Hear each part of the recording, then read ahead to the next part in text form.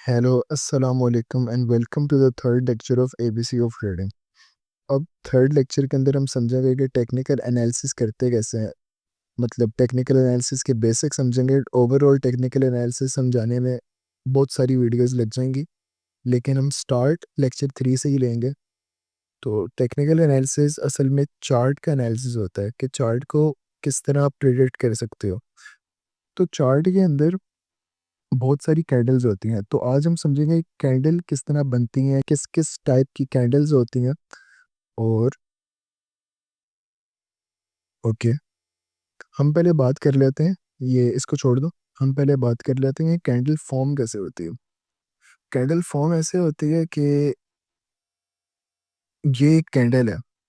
Suppose कर लें ये एक कैंडल है, ये एक रेड कैंडल है, तो उसका मतलब कि इसकी जो स्टार्टिंग प्राइस है वो ऊपर है। ठीक है, स्टार्टिंग प्राइस ये है।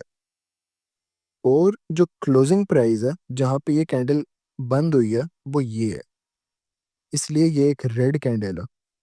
अब मैं आपको बताता हूँ कि इसकी नेक्स्ट वाली कैंडल रेड होगी या ग्रीन होगी, और अगर वो बनेगी तो वो बनेगी कैसे। अब इसकी एंडिंग प्राइस ये है, जो प्रीवियस कैंडल की एंडिंग प्राइस होती है वही नेक्स्ट कैंडल की स्टार्टिंग प्राइस होती है।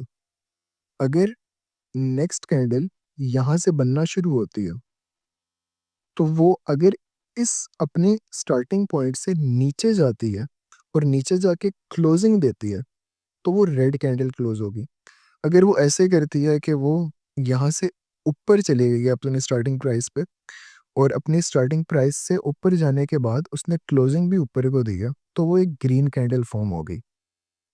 अब ऐसे भी तो हो सकता है कि ये कैंडल पहले ऊपर की तरफ जाए और फिर जब क्लोजिंग प्राइस में बात आ जाए तो वो नीचे को चली जाए।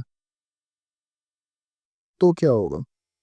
तो इस कैंडल ने जहाँ पे पहले गई है, जिस तरह के पहले अप साइड पे गई है, पहले एक ग्रीन कैंडल फॉर्म हो रही थी और वो होते होते एक रेड कैंडल फॉर्म हो गई है, तो इसके ऊपर एक विक आ जाएगी। आई होप आपको मेरी बात समझ आ रही होगी, अगर नहीं आ रही तो इट्स ओके, आप रिवाइंड करके दोबारा सुन लो। अब मैं आपको समझाता हूँ बॉडी क्या होती है और विक क्या होती है। इसका मैं रिमूव कर दूँ पहले। अब आपको पता है दो तरह की कैंडल्स होती हैं, एक ग्रीन कैंडल एक रेड कैंडल, और ये ऊपर वाली चीज़ को क्या कहते हैं? विक। और ये जो सॉलिड पार्ट होता है कैंडल का, इसको कहते हैं बॉडी। हमारा टोटल टोटल रिलेशन जो होता है, जो टेक्निकल एनालिसिस में सबसे ज़्यादा ज़रूरी होता है, वो ये बॉडी वाला पार्ट है। अब आई होप आपको समझ आ रही हो कि कैंडल्स फॉर्म कैसे होती हैं। अब मैं जो बात कर रहा था स्टार्टिंग प्राइस और क्लोजिंग प्राइस की, मेरे ख्याल से आप सबको समझ आ गई होगी, लेकिन अगर किसी को नहीं आई तो मैं फिर से वो एक चीज़ रिवाइंड कर देता हूँ। ये एक 1 एच का टाइम फ्रेम है। 1 एच का टाइम फ्रेम मतलब कि मैं अगर चार्ट में चला जाता हूँ, तो ये वाली जो कैंडल्स हैं, जितनी भी कैंडल्स हैं, कि 1 घंटे में बनी है। यानी कि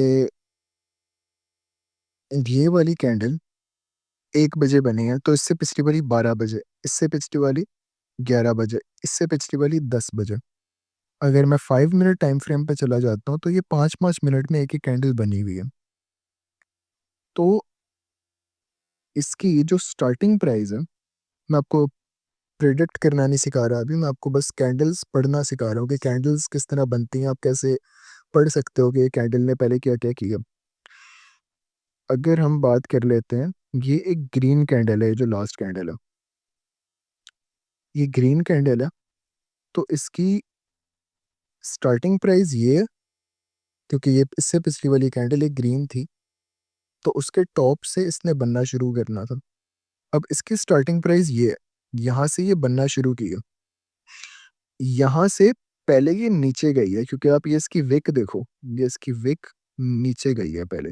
यानी कि ये वाली कैंडल पहले एक रेड कैंडल बन रही थी, पहले ये नीचे गई और एक रेड कैंडल बन रही थी।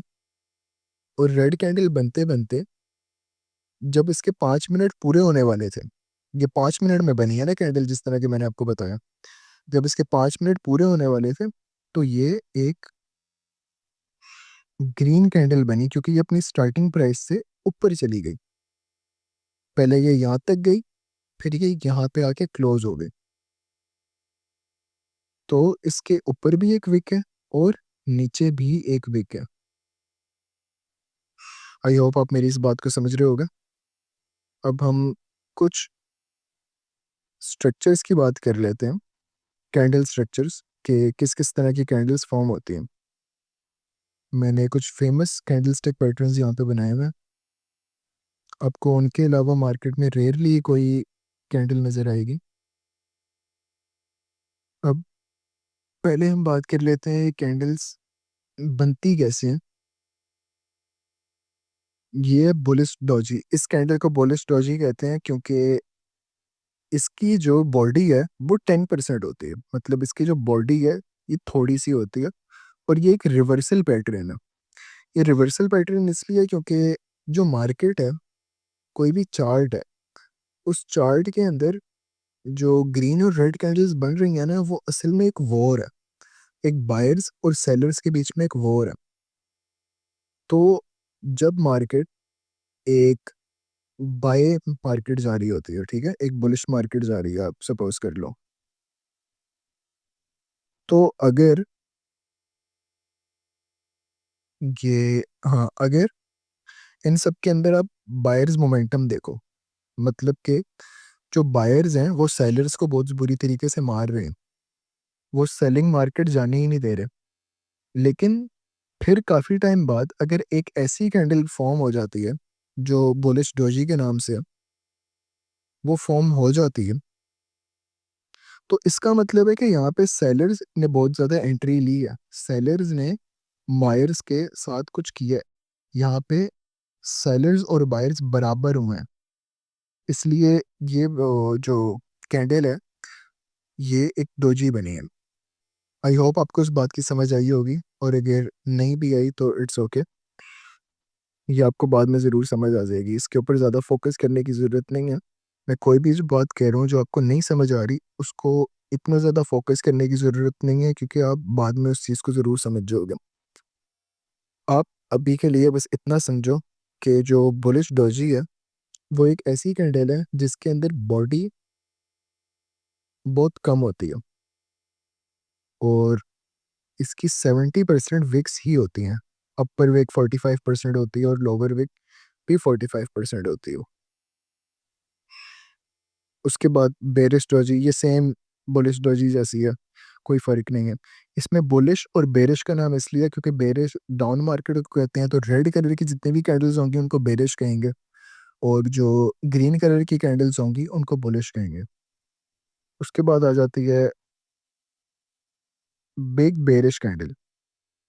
एक बहुत बड़ी सी कैंडल जिसके अंदर विक्स होती हैं, ठीक है, इसके अंदर विक्स हैं, और ये जो बेरिश कैंडल है इसके अंदर विक्स नहीं है। इसके अंदर होता है कि सारा सेलर मोमेंटम है, और इसके अंदर भी सारा सेलर मोमेंटम है, लेकिन इसके अंदर बायर्स एग्जिस्ट करते हैं। इस वाली के अंदर बायर्स एग्जिस्ट नहीं करते, क्योंकि जैसे मैंने आपको बताया कि ये मार्केट एक वॉर है बिटवीन बायर्स एंड सेलर्स। तो जिसमें सेलर्स ही सेलर्स हैं उसमें आपको ये वाली बेरिश कैंडल फॉर्म होती हुई नजर आएगी। ये वाली कैंडल एक्चुअली, मैं इसका ये ऑक्यूपेंसी कम कर दूं, ये वाली कैंडल आपको नजर आएगी जब सिर्फ सेलर मार्केट है, बायर मार्केट उसके अंदर है ही नहीं है। अगर ये वाली कैंडल आपको नजर आती है तो बिग बेरिश कैंडल में इस तरह है कि जो बायर्स हैं उनके ऊपर हावी हो गए हैं सेलर्स। सेलर्स जो है वो बायर से बहुत ज़्यादा क्वांटिटी में है। और सेम विद बुलिश कैंडल और बिग बुलिश कैंडल, इनका भी यही वाला केस सिनेरियो जो मैंने आपको बेरिश वाली में समझाया। फिर ग्रेवस्टोन। ग्रेवस्टोन एक्चुअली एक इस तरह का पैटर्न है जो एक क्लाइमेक्स बताता है। यानी कि अगर एक बायर मार्केट चल रही है, वही जो डॉजी वाले में मैंने एग्जांपल दी थी, अगर एक बायर मार्केट चल रही है और उसके एंड में अगर ये ग्रेवस्टोन बन जाता है, तो इसका मतलब ये होता है कि जो बायर्स हैं वो कम हो गए हैं, और जो सेलर्स हैं उन्होंने बायर्स को ये वॉर डिफीट कर दिया। मतलब कि सेलर्स अब बायर से ज़्यादा हो गए हैं, क्योंकि इसके अंदर पहले एक इतनी बड़ी विक बनी थी। इस विक का मतलब है कि ये मार्केट पहले ऊपर ही जाएगी, उसके बाद जो सेलर्स होंगे वो बायर्स के ऊपर हावी हो जाएंगे, सेलर्स बायर से ज़्यादा हो जाएंगे, तो ये अपनी ओपनिंग प्राइस से नीचे चली जाएगी। इसका मतलब कि ये एक रेड कैंडल बन जाएगी। आई होप आपको मेरी बात समझ आ रही होगी। ये ग्रेवस्टोन तब बनता है जब पहले बायर्स ने मार्केट ली हो और उसके बाद सेलर्स बायर्स से ज़्यादा हो जाए, तो फिर ग्रेवस्टोन जैसा पैटर्न आपको देखने को मिलता है, जिसके अंदर पहले 90% देखे और 10% आपको नज़र आती है कि इसकी बॉडी है। ये एक रिवर्सल पैटर्न है और ये क्लाइमैक्स एक्सप्लेन करता है। अगर बुलिश मार्केट चल रही है तो ये उसका क्लाइमैक्स एक्सप्लेन करता है।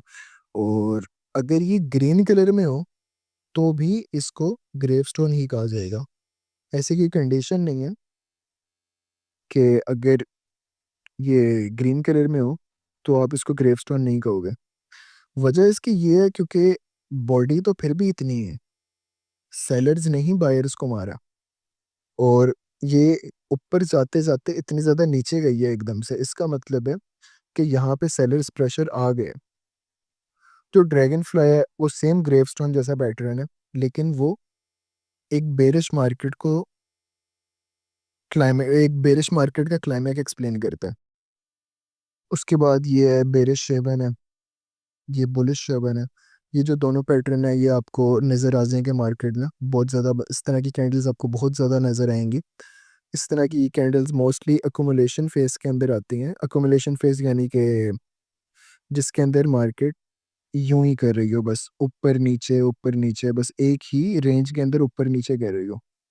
उस फेज के अंदर आपको बहुत ज़्यादा ये बेरिश और बुलिश आपको नज़र आती हैं।